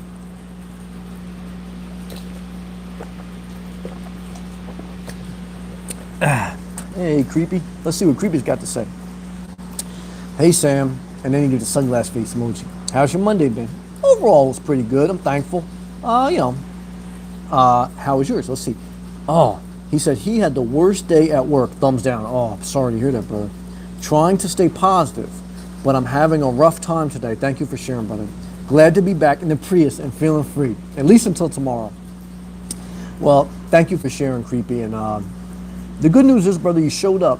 The hardest part about work is showing up, and you made it through the day. I'm very proud of you. And that's it. Just keep showing up. It'll get better. And I'm glad you're back in the comfort of your brand new, beautiful Prius.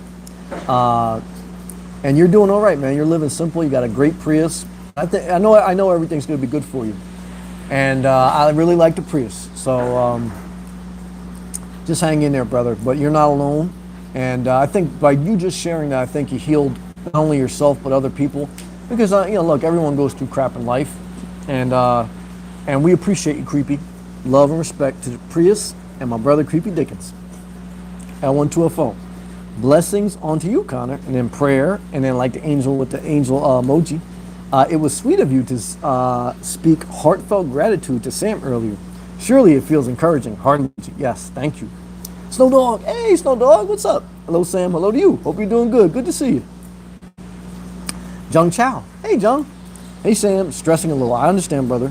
Change vehicles from a sedan to minivan. And like you said, more things worried about breaking. I think that. Love and respect to you, John.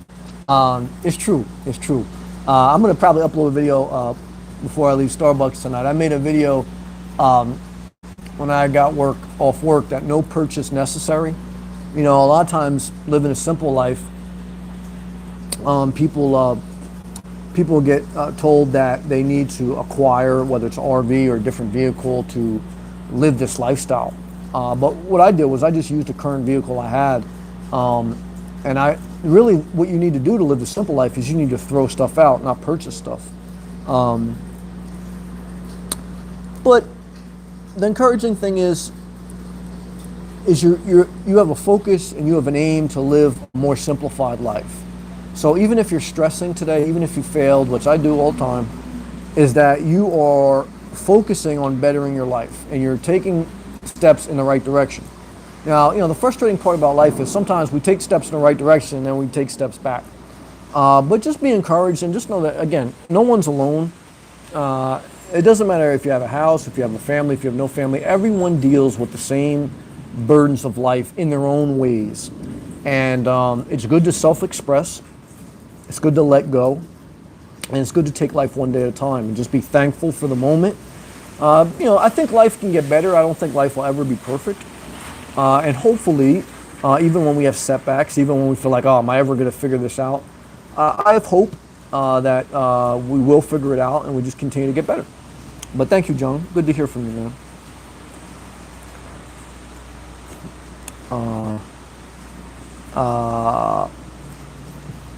Damn, what was that?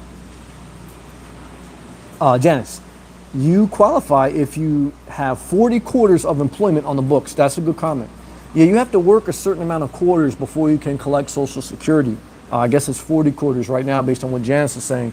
And quarters meaning, a calculation of how many hours throughout the course of the year and weeks and months did you work up to retirement. So you can't just work for you can't just work from 20 to 35 and then stop working and then build up a certain amount of Social Security at 62. There's a whole calculation. You can look on their website, but I'm 38, so 48, 58. I'm still 25 years, 24 years away from being at that point. So you don't want to wish your life away. And I'm blessed now and I'm thankful now. But something to consider, and even when you collect that 62, you still have to pay. I don't think you can collect Medicare, which is your health care, until 65 or 67. And even when you collect that, you have to pay a 20% supplemental health care. So look, one thing I learned in life is no matter how simple you are in life, they're always going to have their hand in your pocket. And that's why I want to keep things as simple as possible, because I know that there's always expenses. And so the less you have, the less expenses they can get. They're always going to get something out of you. I want them to get as least out of me as possible. Connor, L1204, thank you. And of course, like I said, God brought us here. Plus, I learned things watching the streams. Thank you. Linda, waiting to have, just trying to not say out loud because there was a young kid walking here.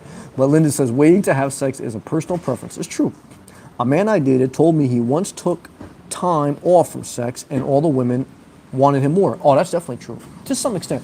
Well, I think once you break the addiction, you become more self-confident and you become less lured by lust. When you are a man and you are fully driven by lust, the woman has you because she's going to control your everything. When you're not controlled by lust, a woman can't just manipulate you. Believe me, there's a lot of manipulation based out there with sex. So if you're in self-control of your hormones and you can do whatever to satisfy yourself, then you're not going to make reckless decisions based on sex. Now, a lot of men aren't, and that's why a lot of men get taken to the showers on that. That's true. I'm sure women play the game too. I mean, it's equal, but you know what I'm saying now. L1204, mellow is good. They used to call me, actually, one of my nicknames when I was very young was mellow. I was very mellow. Sometimes now I can be very passionate. And look, it's good to be mellow. It's good to be laid back. But I also like to communicate to you guys. The only way really to change things is you got to get really intense. Under self-control. But people often ask, well, they're going through so much pain downsizing. How do they downsize? They're going through so much pain trying to change their diet. They're trying to quit cigarettes. You got to get really intense. That's what I've learned in life. Because there's knowledge, there's wisdom, but there's nothing like pure energy and passion and determination. And you need grace along the way, but I don't think you can kind of be mellow and accomplish certain things. I think you need a certain level of intensity. Even like when I see politicians and stuff like that, like they have good ideas and thoughts, but there's no energy behind their ideas, and there's no passion, and there's no intent. You got to move people, and you got to move yourself, because that's how you get stuff done. You can't philosophy and even wisdom. If there's no passion behind it, it doesn't move the needle. You got to have a level of passion, and it's a tough balance. And I know it's more soothing to hear the mellowness, but you know what I'm saying. Jung Chow. Also, half of gas I was getting with my sedan. I know. I don't know if I'm nitpicking. I understand. It's okay. Or regretting my purchase. That's okay. I guess good thing is I didn't have to finance. Well, this is what I want to share with you, Jung Chow, is that we have to go forward. And at this point, once a decision is made, you should spend none of your energy beating you up. Not 1 ounce, not one thought. Every time you have a regretful, self-critical thought, I want you to immediately release that thought, because it serves no productive purpose. And I understand human nature is we want to beat ourselves up. Sometimes I even do that. But I don't want you to spend 1 second regretting the decision. Because once you make the decision, it's over. You got to make the best of it now, and you got to go forward. And I want you to speak well to yourself. That's self-care. And that's the only way to go forward. We have to go forward. And everything's going to work out. You're going to be okay. Creepy Dickens, cheers to you. Amen. Taking a sip from my water bottle in your honor. Thank you, palm tree and sunflakes. Good job. Jung Chow. It's always very comforting to know there are people like you out there. Well, I appreciate that. Same to you, Jung. Thank you. Creepy. Thank you, man. Nah, we appreciate you, Creepy. I appreciate the positive words. It's all love. Definitely will keep showing up. Appreciate that. That's all I can do. That's right. That's right. That's all any of us can do. Thank you for keeping me inspired. All caps forward. Good job. And the forward emoji. Connor, God with us all. Yeah, we can use God's grace. That's right. Praise the Lord. I'm not mad at that. Ricardo, what's up, Ricardo? Did you go to Tampa? What's up, Sam? I had a blast in Tampa. That's what I'm talking about. This weekend, Florida is the best. It's magical. Florida's magical, guys. For me and for my brother Ricardo. And now Ricardo likes Tampa. I like the East Coast, but I'm not mad at that. I'm sorry that you had to go back to Massachusetts, but I'm thankful that you got time to go on vacation to the place that inspires you. And over time, if you really want to become a Floridian, just like me, you will take the steps, the small steps, and you'll have failure along the way, but you take the small steps and you'll get there. I got there through small steps, through failure along the way, and through persistence and determination and the grace of God.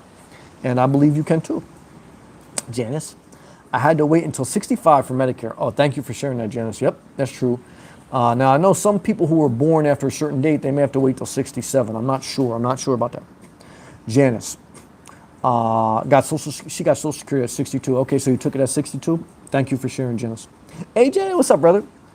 He said, today, he says, I had 4 bananas, 2 red grapefruit, very good, and a watermelon. I love watermelon. I had watermelon the other day. That's it. Feel incredible. See, yeah, you got your whole body and just cycling through, like, you know, your body can easily break down fruits and vegetables. And when your body can easily break down the food, your digestive system works better, your whole body functions better.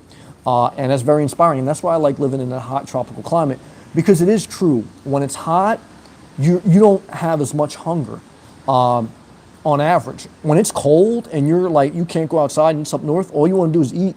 I've been there. Even when you're in shape, that's all you want to do. So good job, AJ. That sounds exciting.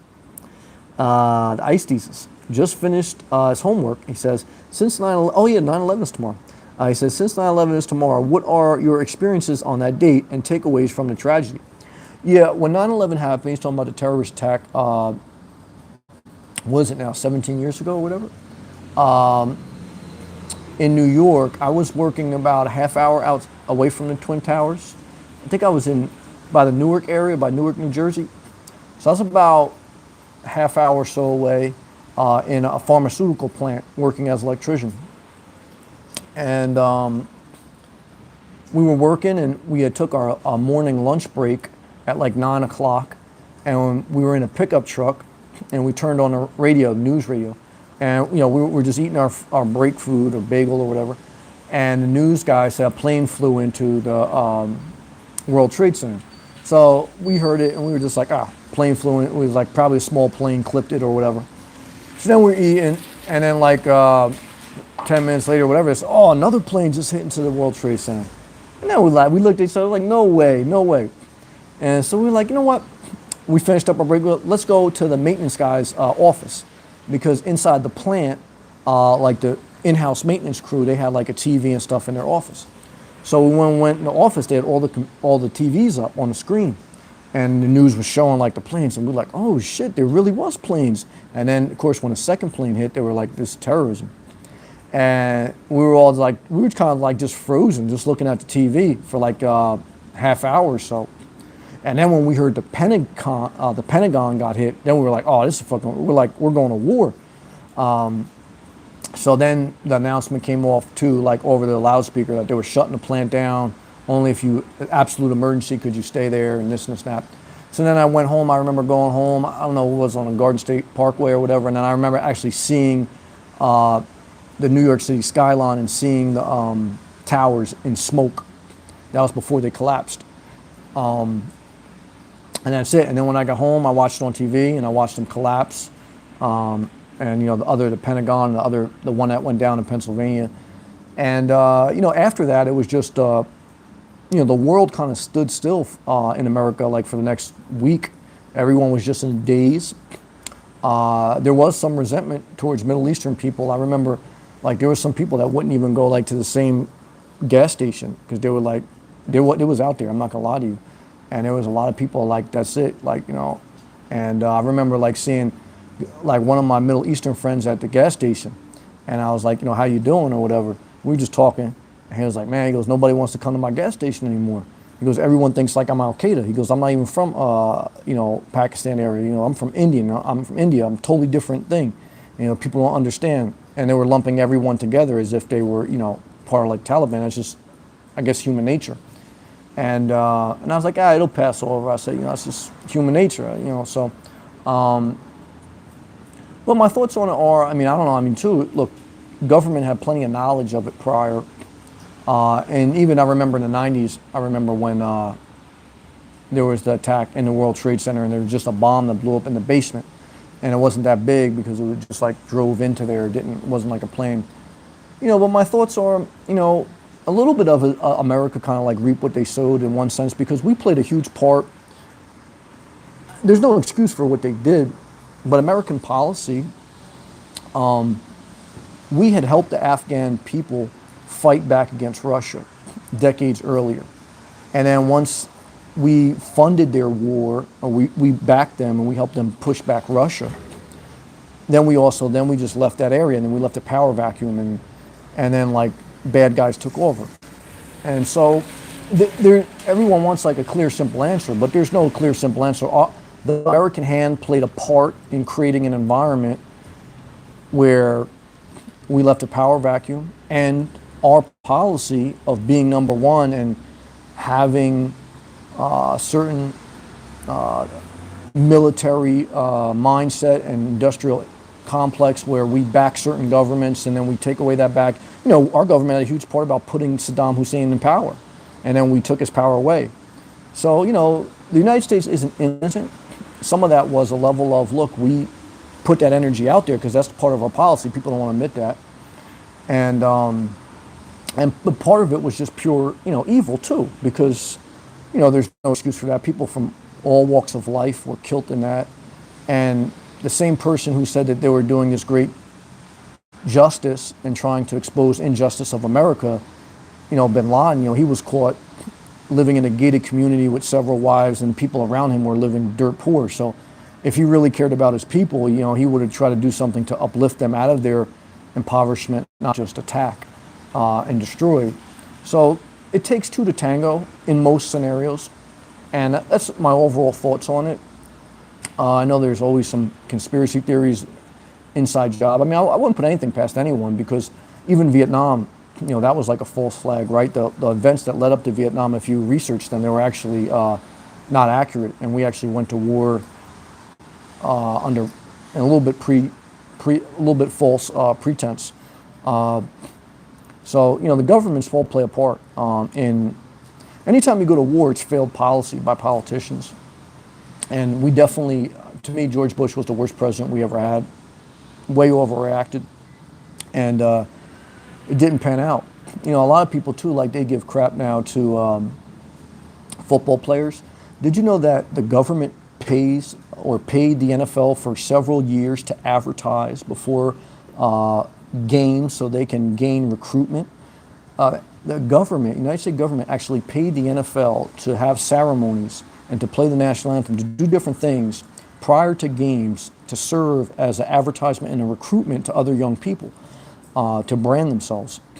And Pat Tillman was the famous NFL player that after 9/11 gave up his $1 million contract and went and enlisted in the Army. And then he was killed in Afghanistan, and the government covered it up because he was killed by friendly fire. But the government wanted to act like he did the noble thing by being a patriot, and so they covered up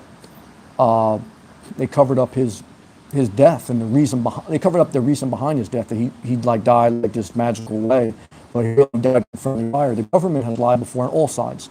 Now look, there's no excuse for evil, but how I view the world and how I view life is basically a comprehensive way of, there's many things that lead up to something like that, and there's never one thing. People want it to be one thing because it's easy to be one thing. It's easy to blame one set of people. It's easy to blame one group. It's easy to blame, but it's a combination of many things, and then just a combination of human nature of and there's not a magical answer. I know people want magical answers. There's not.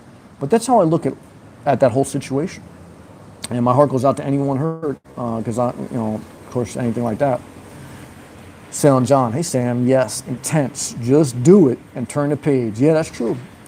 There's no other way around it. To go forward, you just got to put stuff behind you and go forward. That's right. Good to see you, Salem John.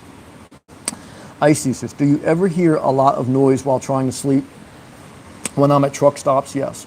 Walmart sometimes. Campgrounds, no. Campgrounds. That's why I like campgrounds during the weekdays when I am when I'm working. That way I know I get adequate sleep, and I know campgrounds are quiet as a bell. Truck stops, noisy. But even that, like, I've learned to tune a lot of it out. But truck stops are noisy. Ice thesis. I had a great day yesterday. Good. At the Ravens game, I was thinking about you. Did they win? I don't even watch it anymore. 47-3. Yeah, it's 47-3. Wow, they kicked ass. My second cousin, which I really never talked to, so I ain't gonna say that. James. Hey Sam, what's up, buddy? James, what's going on, brother? James, Sam, I noticed that when it's cold outside, I see more pregnant women. Why is that, brother? That's a great question. I don't know. I mean, I don't think there's any one answer. You could say that. So it takes 9 months to develop, takes 3-4 months to show. So, it could mean a lot of people having sex during the summer. There's cycles, just like turtles. There's a season when turtles nest and a season when they hatch. I think the turtle hatching season is just about to end. I think it's like through September. They're nesting now, and then I think they'll start to hatch this winter.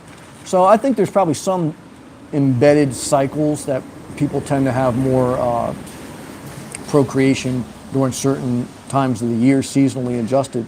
But I don't think there's any definite science behind that. Mainly only like cycles, maybe.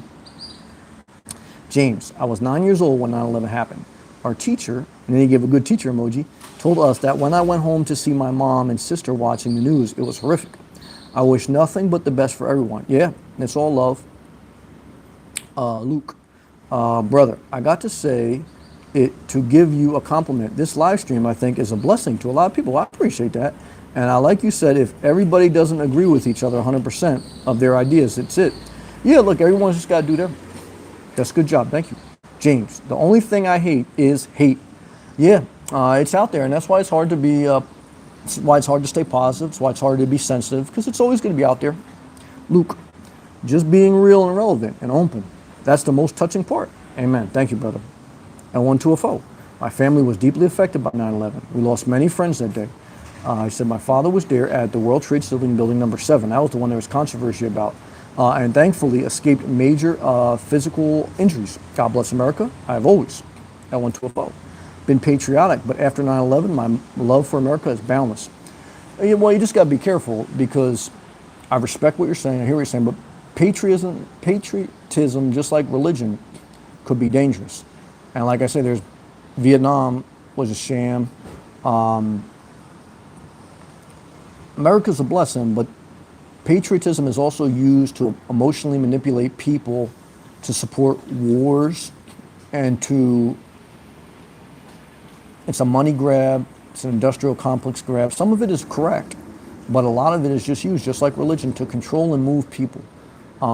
If you think about it, I mean, the whole thing recently with the protesting of the national anthem, the number one amendment, or not amendment, I should say, the number one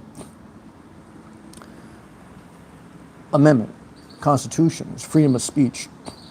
And so a lot of people don't like that people protest against the national anthem. You disagree with the First Amendment. Second Amendment is bearing guns. A lot of people believe that you should have the right to bear arms, but not the right to peacefully assemble, protest a government. That's the First Amendment, to protest to free speech of the government. And there's people that say not standing for the national anthem is wrong. They don't believe in it. True patriotism is believing in that right. So I've just seen a lot of people, and I've lost a lot of people on this channel because they disagree with that, even though they loved a lot of other things about me. And maybe you'll feel the same way after I speak this, but this is how I feel. And I believe in Jesse Ventura a lot, who served in the military, and he served in Vietnam. I lost an uncle in Vietnam. And what I could tell you is that America's a blessing, but America's government has also manipulated people at times based on patriotism, went to wars unjustly. Really, George Bush is a war criminal. George Bush is a war criminal. There was no weapons of mass destruction. We went in Afghanistan, but then we went in Iraq. In Iraq, there was no evidence of them having anything to do with 9/11.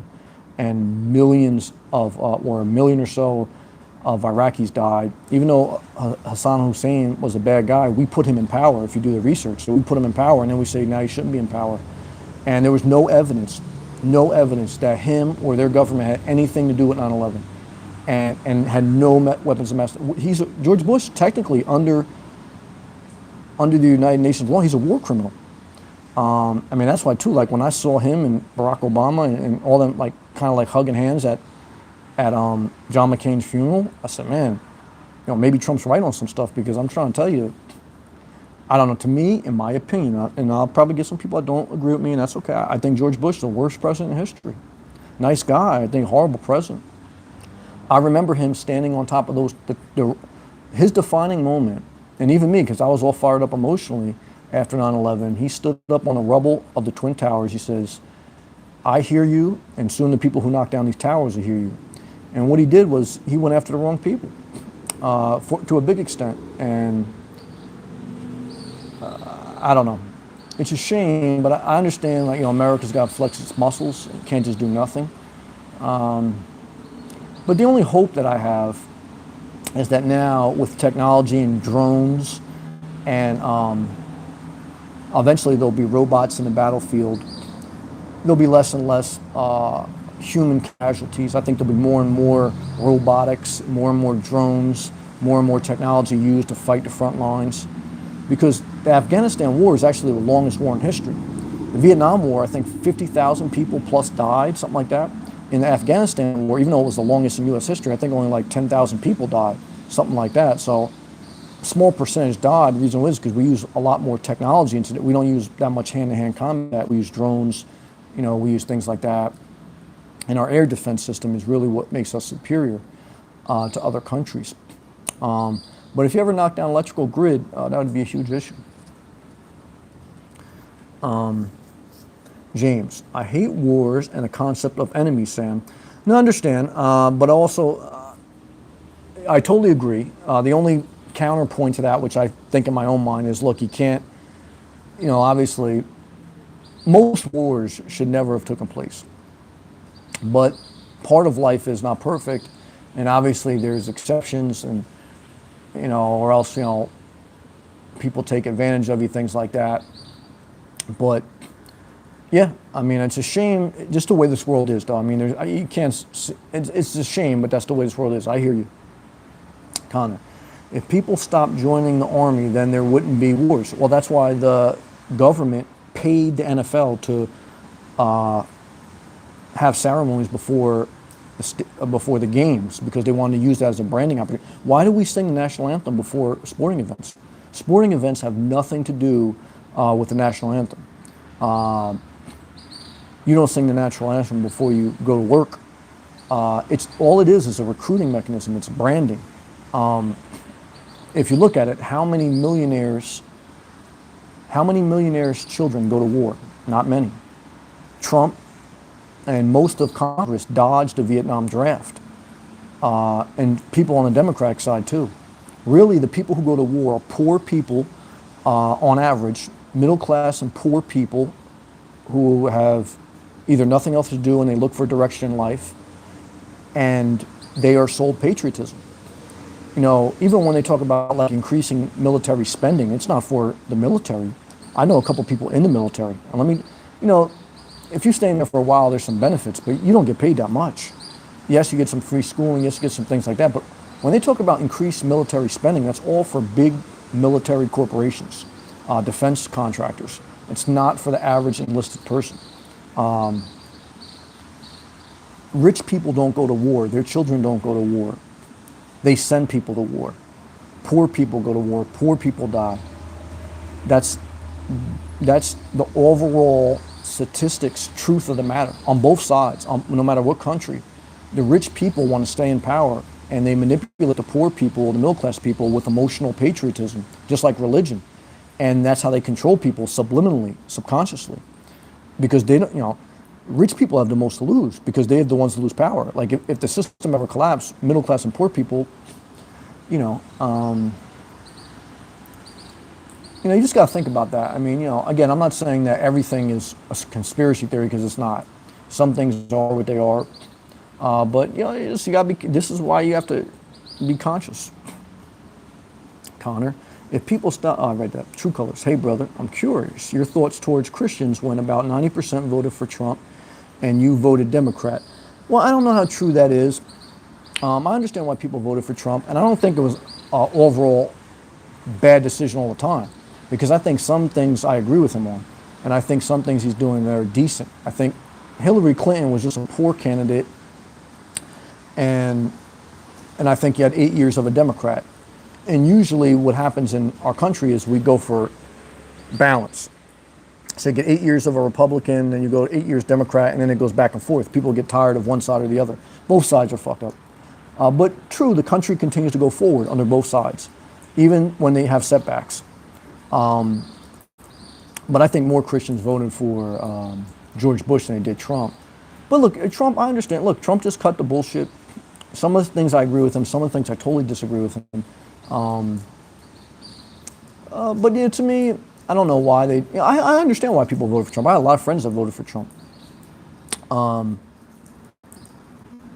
So I think in one sense it was needed too. So I understand. I understand both sides. I've always understood both sides, and I actually, if anyone, I'm glad that he got in versus the other people like. To me, a Jeb Bush, a Rubio. I think Clinton, obviously it's been proved that Clinton did Bernie Sanders dirty. It's kind of been proven that she kind of like underhandedly won the primary. She used her power to control the Democratic Party and kind of suppress Bernie voters. But Bernie, he has a lot of good things to rebalance society and make it better, but he's also a little bit too weak. You got to be a little bit firm. I think Trump's too extreme firm. Bernie's a little softy sometimes, and he just like let people run all over him. You can't, because people will take you for as far as you let them take you.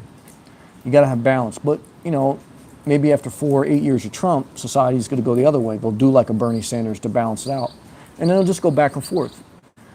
But overall, again, I'm thankful for America because overall, America continues to make progress. If you look at 20, 30 years ago, where we were at then versus where we're at now, we're going forward. So I'm hopeful, and what I've learned is no matter who's the president, I go to work every day, and I show up, and I try to eat healthy, and that really is not affected too much by really who's in office. For the most part, there's a lot of stuff in life that's outside of your control. And most people that get too caught up in politics or religion or whatever, they're focusing on what they can't control. They're trying to make other people understand them. But, as long as someone's not oppressing you, then just let it be. Let it be. Because it's just not worth the energy. Luke.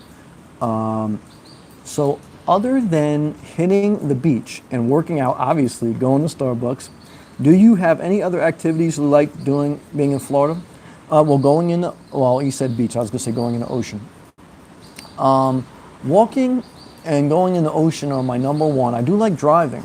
I like driving up and down the coast with my windows down, my sunroof open, listening to Sade and things like that inspire me. And that's really it. I do want to eventually go kayaking down here, but I'm a little bit nervous about the gators.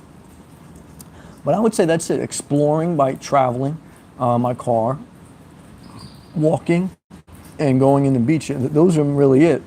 That fills most of my day when I'm off and things like that. But just sitting here right now, guys, and there's palm trees on both sides of me, and it's just like there's a little bit of drizzle running off the gutters, and I feel an ocean breeze slightly. And it's just a magical, it's a tropical paradise. L1 to a foe. I wasn't fond of George W. Bush either. He screwed up. I hear you about the part of patriotism. I feel blessed to have been born and raised in the U.S. Well, amen, me and you are in agreement. Look, no matter what faults, even the ones I listed, we are blessed and fortunate to be in America. There's a reason why people migrate to America in mass numbers, just like my grandparents did from Italy. They came here in Ellis Island. So I am extremely thankful for America.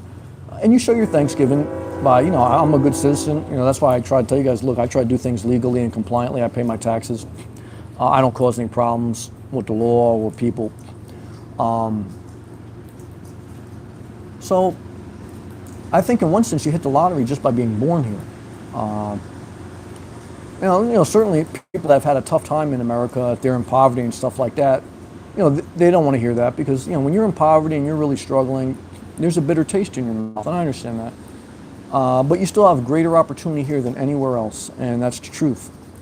I do wish there was a little bit more balance to the floor of the economic scale, meaning that if people are willing to work, I think minimum wage is too low, and I think you should have. I think you should have a right to health care. We print money, we waste so much money in this world. I think everyone should have basic health care, catastrophic health care, paid for by the government. Just get that done, and thank God we got Social Security done. I mean, in today's society, where people say socialism is bad, it's not. Social Security is socialism, and if Social Security wasn't around, every child would be taking care of their parents, and they would do it with their own money. Social Security for 35% of senior citizens is their primary source of income. You don't realize our society would be 100% different if we didn't have Social Security, and that's the level of socialism. Same thing with Medicare. So I think minimum wage should be a little bit higher, and the government can subsidize that for small businesses so it's not a burden to them. I think there should be catastrophic health care. And I think, for people, and I think just give everyone $1,500 a month. And don't even have sign up for disability, sign up for that. Because all that gets caught in so much bureaucracy. Just give people a bottom. Put a bottom in society, and if you want more than that, then you work and you strive better. Because you're still going to have people that want to make more than $1,500 a month. And the people that only want to make $1,500 a month, you're never going to incentivize them to make more.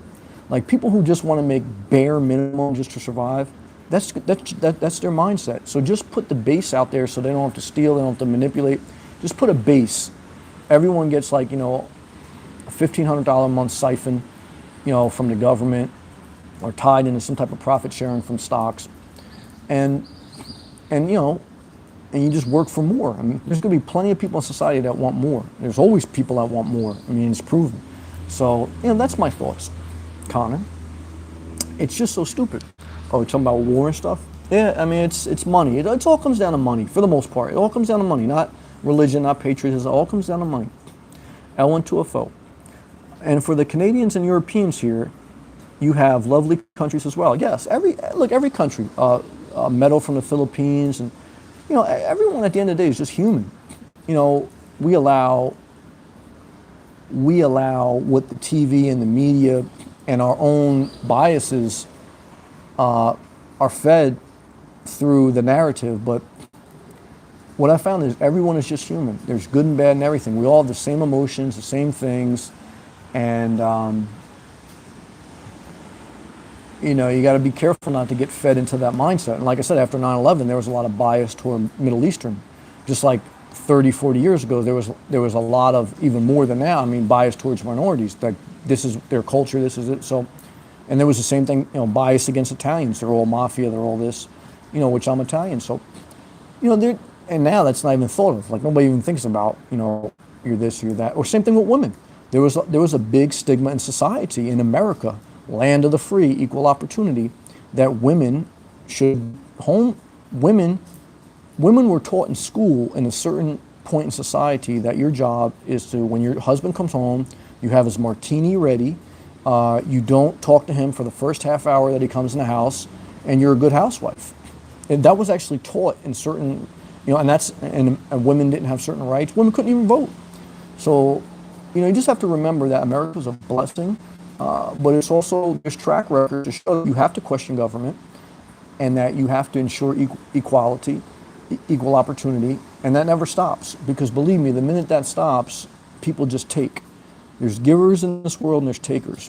And takers don't know their limits. And if givers just keep giving, takers keep taking. And that's why you have to be a level of firm, but you also have to have a level of compassion. And you have to have somewhat of been through some type of adversity or struggle, or have a circle that has that diversity, because you have to realize that everyone's not you. And so you may have had a good experience, other people may have not, and you're never going to make everyone happy, but you have to try to find some balance. Connor, in America is the only society, as far as like Canadian, European, the only developed society that doesn't have some type of like government-run healthcare. It's crazy. Connor, God has made this planet so beautiful. Whenever I see a flower or the wings of a butterfly, I just stop and pray to give thanks. Well, that's a good point. Certainly as you get old, I think as you get older, you just get a little bit more bitter, because you also see some crap in this world.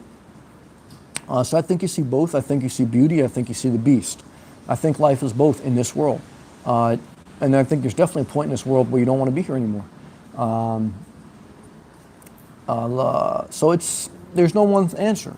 There's just, you gotta take the good moments when you can take them. Try to make the most of each and every day. You gotta be thankful. You gotta try to keep your mind in a positive state. And like, I'm an optimist, but I'm a realist. But I remember to stay an optimist.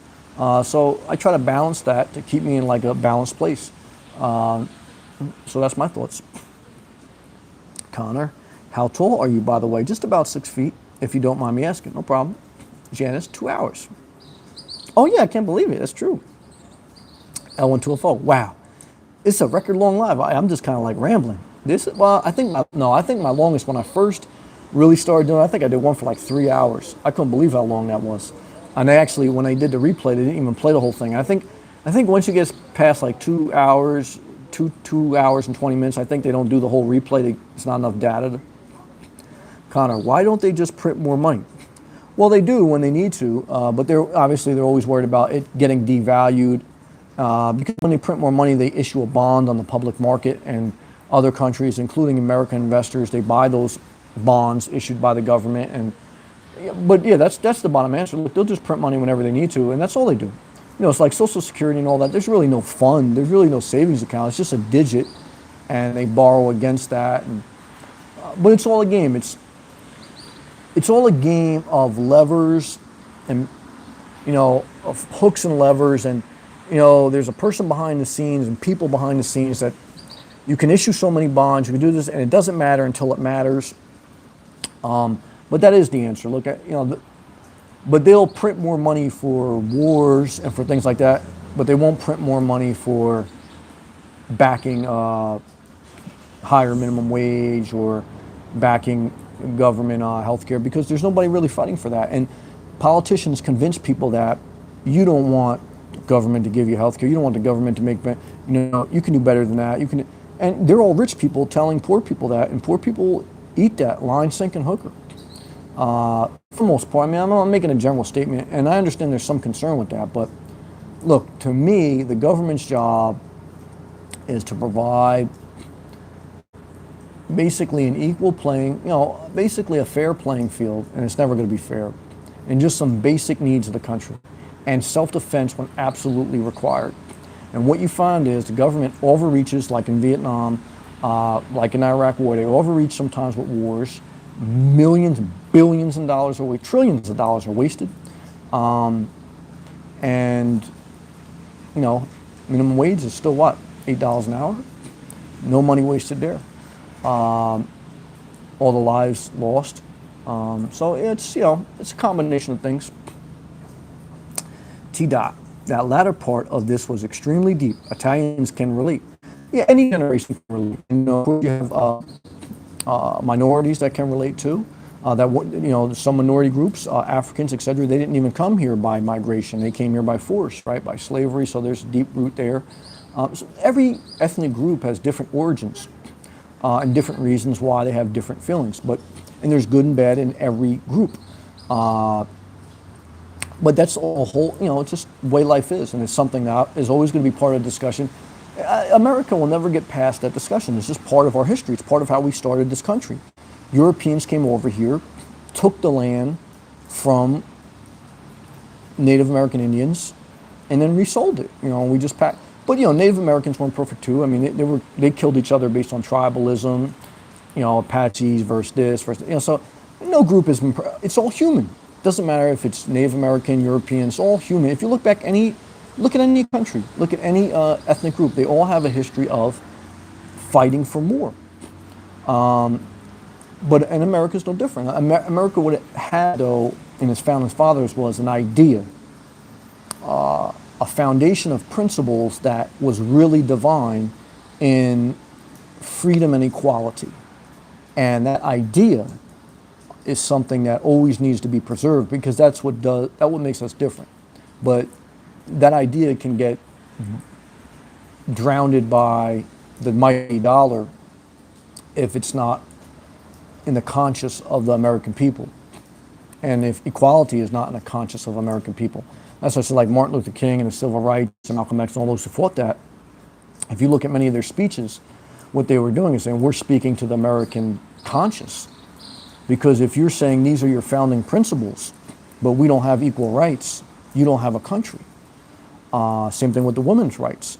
And so they had to fight for that. They had to push for that, because even though America had all this stuff on paper, land of the free, equal opportunity, they weren't living by it. And even a big part of Martin Luther King's journey was economic equality. And a lot of his push was also, in addition to civil rights, was also based around that. And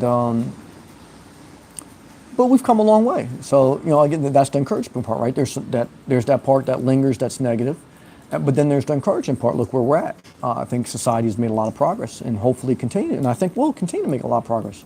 So there's a lot of encouraging parts of life, and a lot of positive. Even like I started off this live feed about the conversation about the nurse who was in. Well, it all goes back to money, guys, right? Talking about the healthcare system. It had nothing to do with any politics that we're talking about now. It was just money has driven the healthcare system, and this nurse was frustrated that the doctors weren't really paying attention to her patients. They were just a number. This was somebody in the healthcare system. It wasn't me talking. But the good news is there's a good person in the healthcare system. This was a nurse that loved her patients, and she was, intent on trying to do the right thing.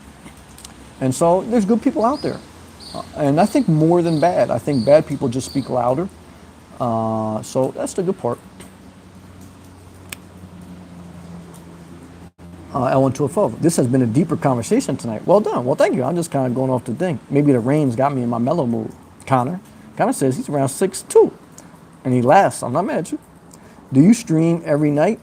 I try to, and I have been recently for the past month or so, because now I've settled into Florida and everything, and I can be outside because the weather's good. I can just stay outside of Starbucks. I have good Wi-Fi. having not good Wi-Fi or having not cell phone service could be a challenge. But yeah, I try to go live every night, usually between 7 p.m. to 9 p.m. Eastern Standard Time, somewhere in that range. Connor, I read that. HVAC Genius. Click on the thumbs up button, everybody. Well, thank you, HVAC Genius. I love your profile picture, and I appreciate all your comments. I read them. Thank you. Yeah, I appreciate everyone giving a thumbs up. I appreciate everyone joining, everyone leaving a live chat. Thank you. You're all appreciated, and I hope everyone continues to push forward. Just stay in a positive space. Talk well to yourself. And just do your own thing. Like I say, you don't have to agree with me 100%. You don't have to agree with anyone 100%. I mean, don't leave me a comment telling me, just do you, I'll do me. I don't want to have any arguments. It just is what it is. We're all just different. And that's it. All right, guys. Thank you for listening tonight. Thank you for sharing. Peace and love.